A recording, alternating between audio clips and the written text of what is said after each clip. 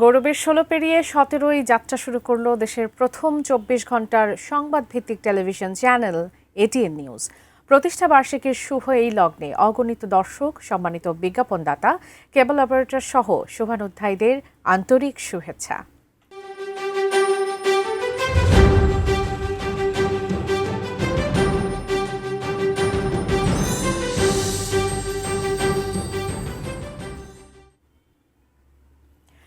পারিবারিক বন্ধনই সম্প্রচারে থাকা দেশের প্রথম সংবাদভিত্তিক চ্যানেল এটিএন নিউজের বড় শক্তি বলে মন্তব্য করেছেন এটিএন নিউজ ও এটিএন বাংলার চেয়ারম্যান ডক্টর মাহফুজুর রহমান।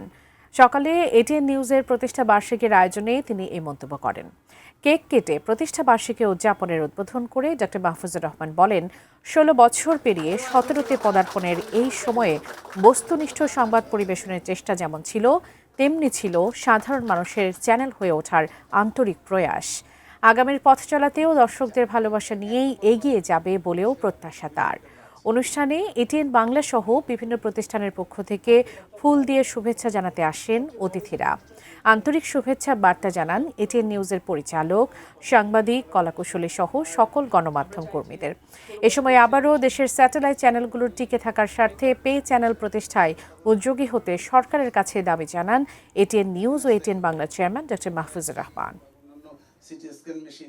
খুবই লেটেস্ট মেশিন। পে চ্যানেল ছাড়া আমরা মনে হয় না আমরা চ্যানেল চালাতে পারবো, কারণ চ্যানেলের যা ব্যয়বহুল, এটা একটা ব্যয়বহুল প্রতিষ্ঠান।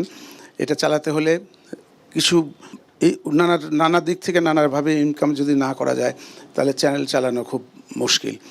তো সেই হিসাবে আমি আশা করব যে যারা কেবল অপারেটর আছে তাদেরকেও বলবো যে আপনারা সরকারকে সহযোগিতা করে এই চ্যানেলটাকে পে চ্যানেলে উন্নতি করতে পারলে আমার মনে হয় খুব ভালো হবে, আর আমরা খুব স্বচ্ছন্দে চলতে পারবো।